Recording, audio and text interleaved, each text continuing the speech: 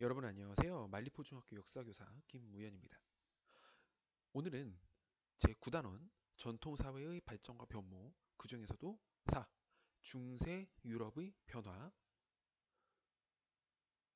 그 첫 번째, 인간 중심의 문화가 일어나다, 르네상스와 종교개혁에 대해서 살펴보도록 하겠습니다.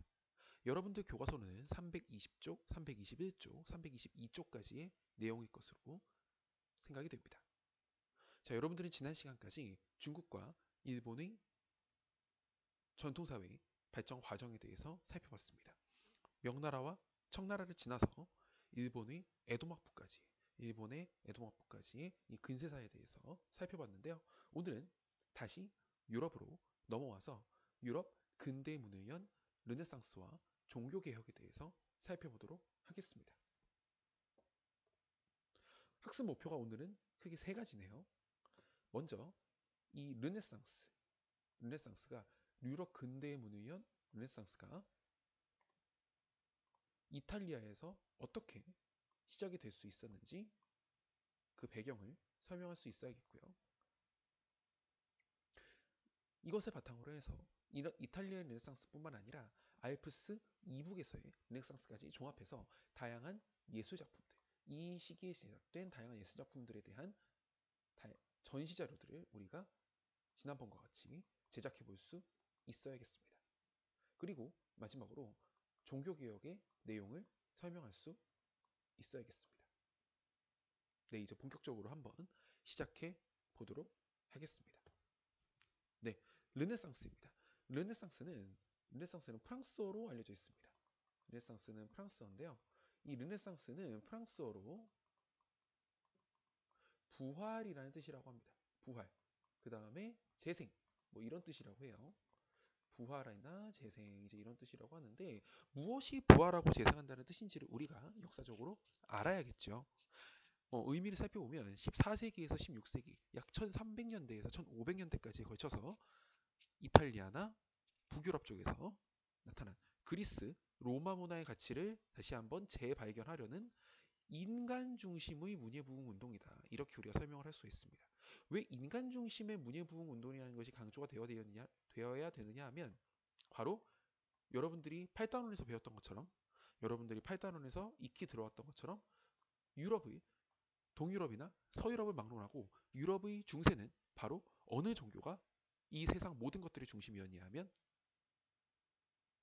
그렇죠. 바로 크리스트교가 교회가 그 당시 세상의 모든 중심이었던 것이죠.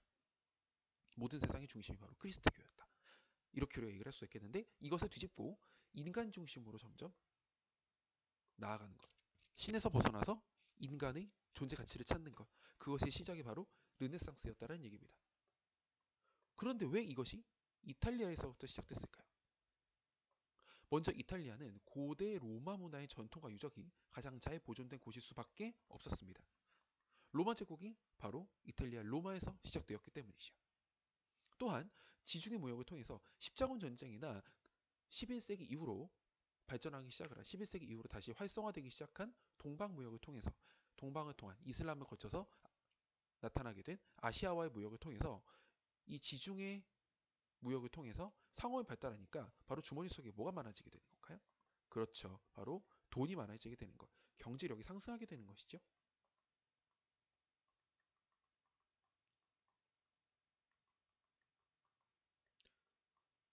경제력이 상승하는 것이다. 이제 이렇게 우리가 얘기를 할 수가 있습니다. 경제력이 상승하는 것이다. 이렇게 우리가 얘기를 할 수가 있겠는데요. 그래서 경제력이 상승하다 보니까 문화 활동에도 문화 생활에도 상당히 많은 돈을 지불할 수가 있게 된 것이고 여러 그 당시에 유명한 예술가들이 나오게 되는 어떤 재정적인 기반이 되었던 겁니다. 유명한 예술가들을 경제적으로 후원함으로써 이런 르네상스가 꽃피우는데 큰 역할을 하게 되었다는 것이죠. 또한 비잔티움 제국이 1453년에 멸망합니다. 1453년에 멸망하는데 이 비잔티움 제국 멸망을 전후로 해서 이슬람 제국에 의해서 지배를 당하기 싫었던 비잔티움 제국 출신의 그리스 로마 문화를 연구하던 학자들이 바로 이 이탈리아 지역으로 망명하게 되는 것이죠. 왜냐하면 바로 이 비잔티움 제국 출신의 학자들에게는 로마는 자신들의 고향과 같은 곳이었을 테니까요. 그래서 망명 학자들에 의해서 바로 이탈리아에서 고전 문화 연구가 활발하게 진행이 되었을 것이고요. 이들에 대한 경제적인 지원은 당연히 지중해 무역을 통한 상업 발전에 의해서 돈을 번 이탈리아 출신의 상인들에 맡았겠죠. 네, 이렇게 크게 세 가지 별표 좀 많이 쳐놓으셨으면 좋겠습니다. 여러분들 교과서 320쪽에 나오는지 모르겠는데요. 한번 확인해 보시고요. 이 부분에다가 별표를 엄청나게 많이 쳐놓으시기를 바라겠습니다. 자, 이제 이탈리안 르네상스에서 구체적으로 어떤 예술 작품들이 만들어졌고 어떤 경향들이 나타났는지를 한번 살펴보도록 하겠습니다. 여러분들도 르네상스 하면 이 미술을 상당히 많이 떠올릴 것으로 생각이 됩니다. 가장 대표적으로 인체의 아름다움과 사물 그 자체를 아주 사실적으로 표현하였다. 과거에는 어떤 종교적이고 상당히 추상적으로 표현이 되었다면, 왜냐하면 교회와 신학이 이 세상의 중심이었으니까요. 그런데 이제는 그냥 인간이 그 자체, 인간 그 자체의 그냥 자연적인 모습, 그것을 그냥 있는 그대로 표현했다. 이렇게 우리가 얘기를 할 수 있겠습니다. 대표적인 사람이 바로 대표적인 예술가들이 미켈란젤로, 레오나르도 다빈치, 라파엘로, 그 다음에 보티첼리 이런 사람들이 있죠. 건축에서는 피렌체 대성당, 우리가 흔히 두오모 대성당이라고 부르는 피렌체 대성당이 상당히 유명합니다. 네, 보카치오, 그 다음에 페트라르카 등의 사람들이 문양에서 유명하고요. 그런데 우리가 좀 더 여기서 주목해야 될 것은 바로 자연과학의 발달, 이 지동설이 이 르네상스 조금 이후에 본격적으로 주장되기 시작을 했다는 것이죠. 이 코페르니쿠스적 전환의 대명사라고 할 수 있는 코페르니쿠스가 최초로 지동설을 주장을 했다고 나오고요. 이것을 이 르네상스가 거의 끝나갈 무렵에 이 갈릴레오 갈릴레이라는 사람이 지동설을 주장함으로써 그 당시의 세계관을 완전히 뒤바꿔 놨다고 볼 수가 있습니다. 그 당시에 사람들의 우주관은 당연히 세상의 중심은 지구이고 태양이 지구 주위로 돈다라는 프톨레마이오스의 천동설이 기반이었습니다. 게다가 이 천동설은 바로 그 당시 세상의 중심이었던 교회가 인정한 학설이었기 때문에 당연히 사람들은 그렇게 생각을 했던 것이죠. 그런데 이러한 교회의 입장을 벗어나서 더 정확히 얘기하면 교회의 입장과 반대되는 학설이 등장했다는 것만으로도, 그리고 그 이후에 이 학설이 점점 더 공인되었다는 것만으로도 교회에서 벗어나서 인간 중심의 자연과학이 발달할 수 있는 18세기, 19세기의 엄청난 자연과학의 발전을 예비하는 토대가 되었다. 이런 식으로도 우리가 해석이 가능하겠죠. 네, 르네상스 시대 예술입니다. 여러분들이 TV나 어떤 여러 책들이나 서적들을 통해서 어디선가 한 번쯤은 들어봤을, 어디선가 한 번쯤은 들어봤을 이러한 작품들이 나오고 있습니다. 대표적으로 레오나르도 다빈치의 모나리자, 아주 대표적인 작품이죠. 어떤 여성 그 자체의 아름다움, 여성의 아주 사실적인 아름다움을 나타내고 있습니다. 그 다음에 앞에서 얘기했었던 피렌체 대성당이죠. 네, 큰 동양식이 눈에 띕니다. 그 다음에 이 미켈란젤로의 다비드상입니다. 다비드가 혹시 누군지 아나요? 다비드는 이제 성경에 나오는 다윗이라는 사람이죠. 다윗. 네, 바로 돌멩이로 이 골리앗을 이겼던 다윗이라는 사람인데요. 이 중세의 어떤 다윗이나 중세의 어떤 이제 뒤에서도 나오겠지만 중세의 성모 마리아, 어떤 그 다음에 예수, 이제 이런 존재들을 이제 표현하는 것과는 달리 이 르네상스 시대에는 그냥 인간의 신체 자체를 그냥 사실적으로 표현하는 것에 상당히 집중을 했다. 이제 이렇게 우리가 얘기를 할 수 있는 것이겠죠. 네, 조금 더 작품들을 보도록 하겠습니다. 이탈리아 그 바티칸 시국안에 있는 시스티나 예배당에 그려져 있다는 그 미켈란젤로가 정말 몇 년에 걸쳐서 그 천장의 벽화로서 완성을 했다는 바로 천지창조입니다. 여러분들이 가장 잘 아는 그림은 바로 이거죠. 이 천지창조. 원래는 이탈리아의 그 어떤 바티칸에 로마 안에 있는 자그마한 소궁인 바티칸에 있는 바티칸 안에 이제 시스티나 예배당에 있는 천지창조는 훨씬 더 방대한 그림입니다. 괜히 몇 년 동안 그린 게 아닌데요. 여러분들한테 가장 익숙한 그림은 바로 이 그림이겠죠. 그 다음에 이제 미켈란젤로가 역시 만든 피에타상입니다. 네, 이렇게 우리가 얘기를 할 수 있겠죠. 바로 그 다음에 바로 위쪽에 있는 것은 이제 라파엘로의 아테네 학댕이라는 그림입니다. 여러분들 앞에 그 이제 소크라테스와 플라톤, 아리스토텔레스가 나오는 그리스의 인간 중심적인 문화를 얘기할 때 바로 이 아테네 학당 라파엘로가 나왔죠. 선생님이 그때도 얘기를 했지만 이 중간에서 이렇게 어, 손을 하늘 위로 향하고 있는 사람이 플라톤, 그 다음에 손을 땅 쪽으로 아래쪽으로 가리키고 있는 사람이 이제 아리스토텔레스다. 그렇게 얘기를 했었습니다. 그 다음에 모나리자를 그린 레오나르도 다빈치가 이 예술을 중심으로 12명의 제자를 이렇게 그려놓은 최후의 만찬을 이렇게 그리기도 했습니다. 가롯 유다가 어, 예술을 팔아먹고 베드로가 헤어뜨기 전에 예수를 3번 부인하기 바로 전날 밤 예수가 마지막으로 제자들과 저녁 식사를 하는 장면이죠. 이것을 묘사한 것이 최후의 만찬이 되겠습니다. 예수를 그냥 어떻게 상당히 신적인 존재로 표현하지는 않았죠. 네, 이런 것들을 우리가 볼 수가 있겠습니다. 자, 그런데 이것이 14세기, 15세기에 걸쳐서 상당히 발달했던 이 이탈리아의 르네상스가 16세기로 가면은 주로 알프스 이북의 르네상스로 옮겨가게 됩니다. 그 어떤 주도권이 넘어가게 되는 것인데요. 그런데 알프스 이북의 르네상스는 이탈리아의 르네상스와는 상당히 다른 경향이 나타나게 됩니다. 그럴 수밖에 없었던 것이 그 당시 알프스 이북, 즉 어떤 독일, 그 다음에 프랑스, 뭐 이런 나라들의 입장에서는 그 당시에 가장 대표적인 사회 문제가 어떤 교회의 부패였죠. 교회의 부패. 교회의 부패를 비판하고 그래서 그 당시에 어떤 비참한 정치적 현실을 풍자하는 이러한 작품들이 상당히 다수를 이루었다. 이렇게 우리가 얘기를 할 수가 있겠습니다. 이 알프스 이북의 르네상스에서는 사실 문학 작품들이 가장 대표적인데요. 먼저 에라스무스의 우신 예찬. 우신이라는 것은 어리석은 신인데요. 이것은 실제로 하나님을 비판하려는 것이라기보다는 그 하나님을 따르는 사람들, 바꿔 말하면 성직자들이 어떤 부패와 타락상을 비판하는 것이라고 볼 수가 있겠죠. 어디를 가나 이 종교의 가장 어떤 종교의 대상이 되는 신 자체가 타락하지는 않습니다. 어디를 가나 그 신을 믿는 그리고 신을 따르는 그 사람이 부패하는 것이죠. 네. 여기서도 마찬가지였던 것으로 보입니다. 성직자들이 하나님의 말씀을 잘 따랐다라면 이런 일까지는 벌어지지 않았겠죠. 그런데 여기에선 어떤 크리스트교를 구성하는 사람들의 어떤 위선, 부패, 타락 이런 것들이 비판의 대상이 되었다라고 보여집니다. 토마스 모어의 유토피아는 그 당시에 인클로저 운동을 비판하는 것이었습니다.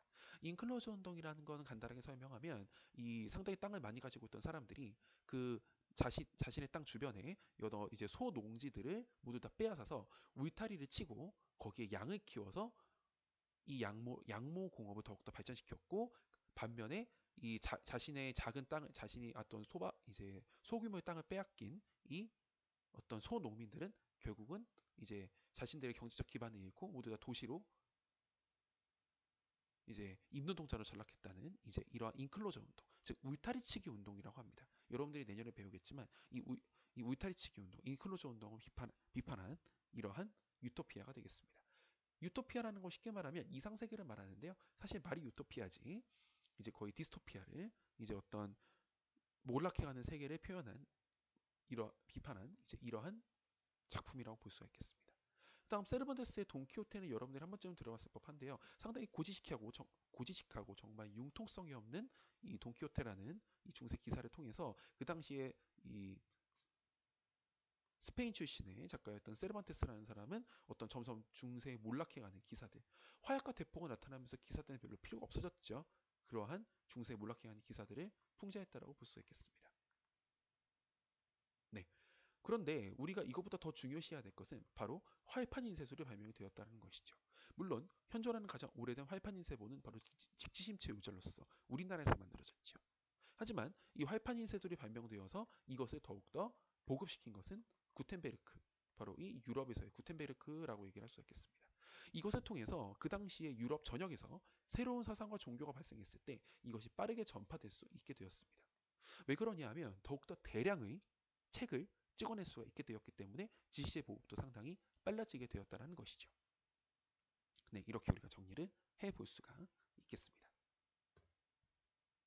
네, 이탈리안 르네상스, 알프스 이브의 르네상스입니다. 이 미의 세 여신을 보시면 고대 로마의 여인은 상당히 그냥 인체의 어떤 그 아름다움이나 아니면 인체의 구조 자체를 그냥 그대로 드러냈다면 이 중세 여인은 그냥 상당히 좀 숭고하고 순결한 이제 옷으로 가리고 있는 이런 이미지를 볼 수가 있죠. 그런데 르네상스 시기의 여인은 사실 겉에 걸치고 있는 것만 거의 없고 그냥 인체를 그냥 그대로 드러내는 모습이라고 볼 수가 있겠습니다. 그 다음에 토머스 모어의 유토피아는 네, 바로 이렇게 양들이 요즘에 지나치게 많이 먹고 사나워졌다. 즉 양들이 사람을 잡아먹는다라고 얘기를 하고 있는데 이것이 바로 앞에서 선생님이 얘기했던 이 울타리치기 운동, 인클로저 운동을 얘기하고 있는 겁니다. 네, 지금까지 르네상스에 대해서 살펴봤고요. 자, 이제는 종교 개혁에 대해서 살펴보도록 하겠습니다. 종교가 왜 개혁되어야 되느냐? 당연히 종교가 어떻게 되었기 때문일까요? 그렇죠. 종교가 타락하고 부패했기 때문이겠죠. 종교가 뭔가 잘못된 방향으로 흐르기 때문이었겠죠. 그래서 교회가 점차적으로 부패해갔기 때문에 그리고 교황권은 점점 약화되어 가고 있었고 바꿔 말하면 교황의 권위가 십자군 전쟁을 계기로 해서 점점 타락되어 가고 있는 상황이었고 반면에 약화되었던 왕권이 점점 더 강화되어 가고 있는 상황이었기 때문이죠. 여기에 기름을 부은 사건이 바로 교황이 면벌부를 판매한 사건이었습니다. 교황은 지금의 바티칸 안에 있는 지금의 교황청 안에 있는 이 시스티나 예배당을 증축하기 위해서 예배당을 더욱더 크고 잘 짓기 위해서 쨍그랑 하는 소리가 들리면 너의 죄는 사하여질 것이다. 너의 죄는 사면될 것이다 라고 하면서 이 면벌부를 판매했습니다. 즉 돈으로 개인의 죄를 사면을 주고자 한 것이죠. 그리고 그 돈으로 예배당을 증축하려고 한 거고요. 여기에 대해서 그 당시에 라이프치히 대학의 신학부 교수였던 루터라는 독일인은 이 95개조의 반박문을 발표했습니다. 이러한 면벌부 판매의 논리에 대해서 반박문을 발표한 것이죠. 핵심은 여러분들 교과서 322쪽에도 나오지만 구원이라는 것은 내 죄를 사하여 주는 것은 오직 성경에 의해서만, 신에 의해서만, 신의 말씀에 의해서만 이루어지는 것이지 이렇게 돈을 주고 살 수 있는 것, 돈을 받고 팔 수 있는 것이 아니다. 이렇게 루터는 반박을 했던 겁니다. 여기에 대해서 교황과 그 당시에 교황과 연결되어 있던 독일 황제의 사나이 상당히 탄압을 가했고요. 반면에 제후와 농민들의 지지를 보냈습니다. 왜 그럴 수밖에 없었냐면 그 당시에 농민들은 교황청의 젖줄, 제후도 마찬가지였겠죠. 교황청의 젖소라고 불릴 만큼 정말 심각한 착취를 당하고 있었습니다. 다른 지역에서는 교황권이 점점 약화되어 가고 있었기 때문에 교황의 권위에 점점 제대로 따르지 않는 이러한 상황들이 많이 발생하고 있었는데 교황청이 주변에 있는 이 독일만큼은 상당히 교황의 영향권에 강력하게 들어가 있었기 때문이죠. 그래서 교황이 최후의 보루로 생각했던 것이 사실입니다. 그렇기 때문에 제후와 농민들은 당연히 교황에 대해서 거의 증오에 가까운 상당히 큰 불만을 가질 수밖에 없었던 것이고요. 이러한 루터가 나타나자 이러한 불만들이 폭발하게 된 것입니다. 더 정확히 얘기하면 교황의 면법 판매와 그런 어떤 부당함에 대해서 루터가 거기에 대항하자 루터에게 동조할 수밖에 없었다는 것이죠. 독일에서 이런 일이 벌어지고 있는 사이에 그래서 독일에서 루터는 바로 이 제후들 중에 루터를 지지하는 제후들 중에 한 명에게 몸을 의탁해서 최초로 성경을 라틴어가 아닌 독일어로 번역합니다. 이것이 무슨 의미를 가질까요? 네, 잘 생각해 보시면 알 수 있습니다. 이제는 성경을 독일어로도 읽을 수 있게 되었다는 말이고요. 바꿔 말하면 라틴어를 알지 못해도 독일어를 알면 성경을 읽을 수 있다는 얘기고요. 그렇다는 얘기는 누구의 권력이 약화됨을 의미할까요? 그렇죠. 바로 성직자들의 권력이 약화됨을 의미하겠죠. 이제는 독일어만 알면 내가 쓰는 언어만 알면 성경을 읽을 수 있고 하나님의 말씀에 다가갈 수 있기 때문이죠. 네, 진실로 회개한 그리스도교도는 면벌부가 없어도 죄에서 해방된다. 즉 구원이라는 것은 오직 신의 말씀에 의해서만, 성경 말씀에 의해서만 이루어질 수 있다는 것, 바로 그것이 루터의 주장이었습니다. 네, 이러는 동안에, 이렇게 한창 진행되고 있는 동안에 그 좀 이후에 스위스에서는, 스위스의 츠빙글리라는 지방에서는 칼뱅이라는 사람이 등장을 해서 예정설을 주장을 합니다. 예정설이라는 건 쉽게 말하면 우리가 태어나기 이전부터, 우리가 이미 뱃속에 있을 때부터 우리라는 존재가 탄생하기 이전부터 이미 우리는 신에 의해서 구원을 받을지 받지 않을지 이미 결정되어 있다는 것입니다. 그렇기 때문에 우리는 구원을 받을지 말지를 고민해야 되는 것이 아니라 그냥 현실에서 잘 살면, 우리는 이미 선택을 받았기 때문에 우리는 현실을 아주 성실하게 잘 산다면 이미 죽은 다음에 구원받고 하나님 곁으로 천국으로 갈 것이다라고 주장을 했다는 것이죠. 바로 이런 식으로 하나님의 말씀을 해석했다. 이렇게 우리가 얘기를 할 수 있겠습니다. 여기에 가장 열렬한 지지를 보냈던 것은 바로 상공 시민층들이었습니다. 왜냐하면 그 당시에 부르주아라고 불렸다. 이 부르주아라고 불렸던 이 상공 시민층들, 상당히 주머니에 어느 정도 돈이 있는, 경제력 어느 정도 뒷받침받는 이 상공 시민들은 상당히 근면성실을 삶의 어떤 모토로 삼았기 때문입니다. 근면하고 성실하게 열심히 살아서 돈을 모아서 이렇게만 된다면, 평생을 이렇게만 산다면 하나님 곁으로 천국으로 갈 수 있다라고 믿었는데, 바로 이것의 논리를, 이러한 종교적 논리를 칼뱅이 제공을 했다는 것이죠. 그래서 프랑스, 영국, 네덜란드 등 서유럽에 전파가 되었다. 이렇게 우리가 얘기를 할 수 있겠습니다. 당연히 그 당시의 지배층들은 반발하는 사람들도 있었겠지만, 기성제 성직자들 반발하는 사람들도 있었겠지만, 이 사람들은 끊임없이 저항을 했다는 것이죠.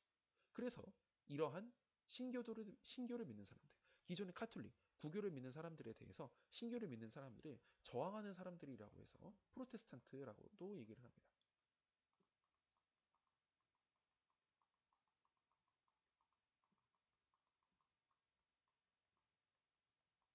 프로테스탄트.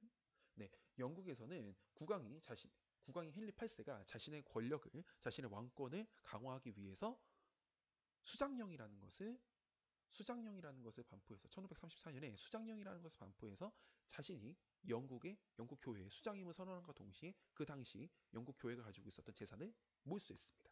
그러면서 바로 영국 국교회가 성립을 했는데요. 지금은 성공회라는 단체랑 좀 비슷하다고 생각을 하시면 될 것 같아요. 그래서 이것을 통해서 어찌되었건 이름들은 다 이렇게 세계적으로 다르지만 구교에 대항하는 신교가 성립이 되었다. 개인의 신앙, 더 이상 성직자들을 통해서만 주님에게 다가갈 수 있는 것이 아니라 개인이 성경을 직접 읽고서 주님에게 다가갈 수 있는 것을 강조하는, 그리고 성경 말씀 그 자체를 중시하는 신교가 성립이 되었다. 이렇게 우리가 정리를 할 수가 있겠습니다. 네, 오늘 세 번째 학습 목표, 종교개혁의 내용을 설명할 수가 있겠나요? 네, 좋습니다. 인간의 구원은 이미 신에 의해 정해져 있다는 칼뱅의 말을 마지막으로 오늘 디딤 동영상 강의를 마치도록 하겠습니다. 여러분 지난 1년간 수고 많으셨습니다. 이것으로 올해의 디딤 동영상 강의를 모두 마치도록 하겠습니다. 감사했습니다.